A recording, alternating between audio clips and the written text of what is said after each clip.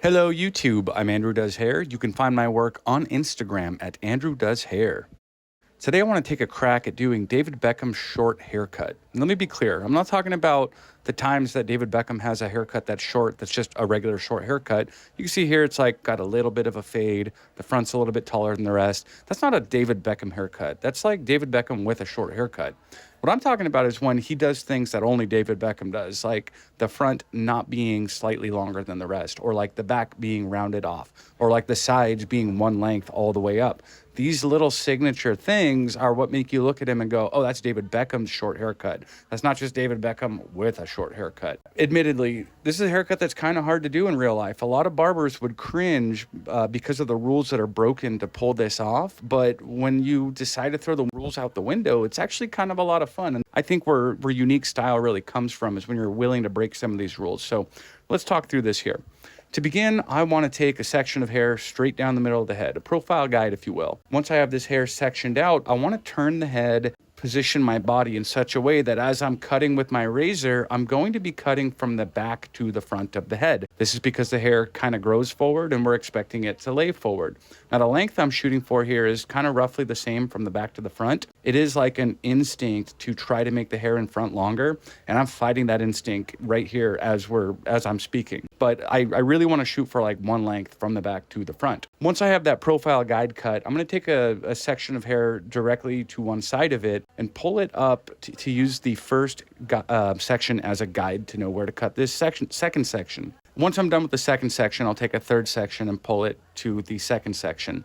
A side note here, holding this razor and trying to tighten up this mannequin head stand was kind of a mistake. I sort of cut myself. I think maybe right here I did. So if you watch my right thumb through the rest of the video, you're going to see that little pool of blood spreading.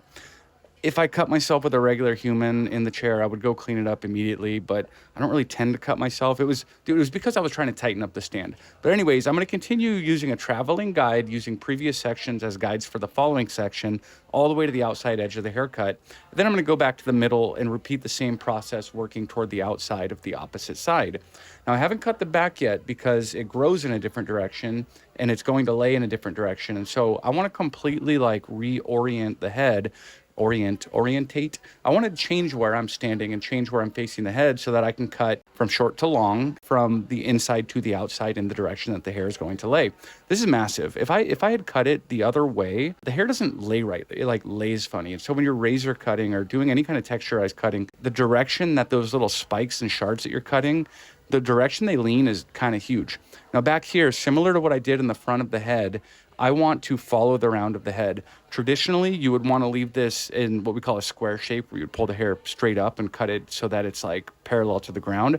But on David Beckham's haircut, it's quite round in the back, which is like a big middle finger to traditional haircuts, but it kind of gives it its sort of DIY home cut feel. So now that I've got all my razor work done, I can dry the hair. It takes just a minute because the hair is so short, but it's high heat and high power, lots of movement to get the hair dry. And once the hair is dry, I'm going to pull out a brush and use it to smooth out the hair.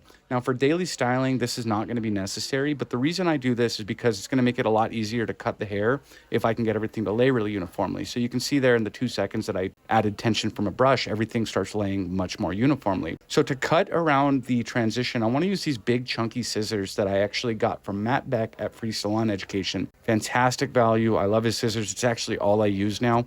Not sponsored. I legitimately like these.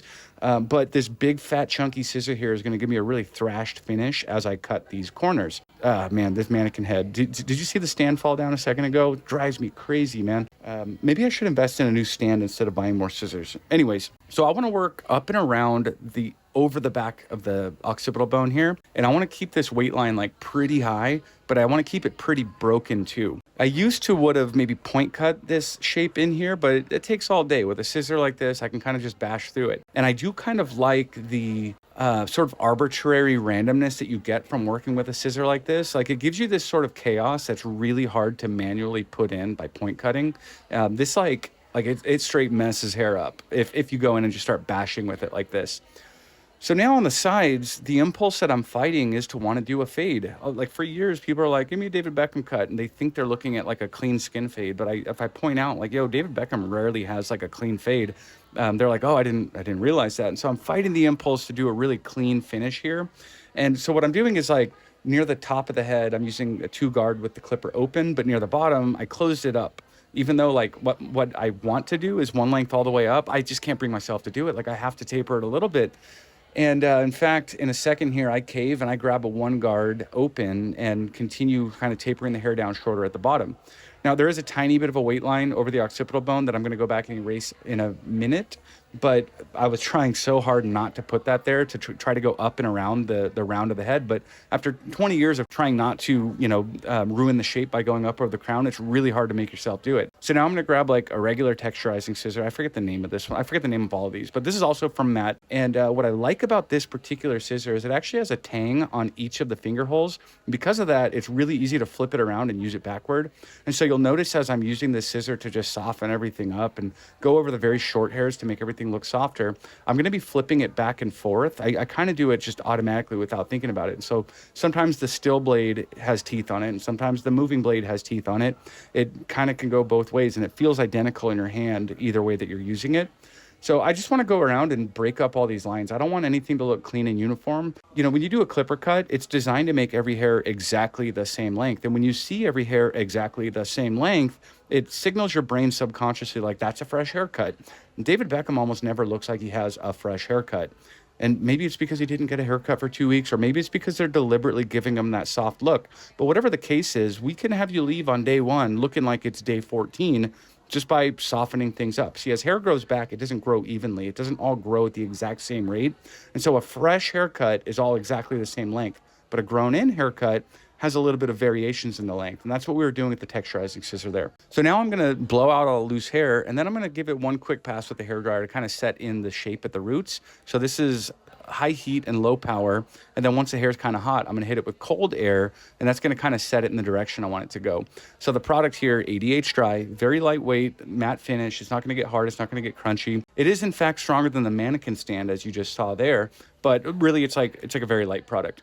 I'm barely using any of it, just enough to make the hair kind of sticky and dirty feeling. And I'm realizing at this point that the corner of the forehead is laying down a lot more than I want it to. I don't think it looks bad, but it doesn't look like David Beckham. It sticks up there on Beckham. So I'm going back with high heat to cook that root. Once the root's hot, I'm going to hit it with cold air. And look at all that blood on my thumb. And now I think it looks quite a bit more like Mr. Beckham. So yeah, that was a really fun one to do. This one I think splits up the room quite a bit because it does break a lot of rules for like traditional haircuts. And I think in some cases, clients want a more traditional haircut. They think they're looking at a more traditional haircut when they request this. But other times, clients specifically want the rules broken, just like Beckham broke the rules, and they want to be different as well. And so it's really important when you're working with a client and they ask for a David Beckham haircut, like point out these details, talk to them about what they want. Thanks for watching.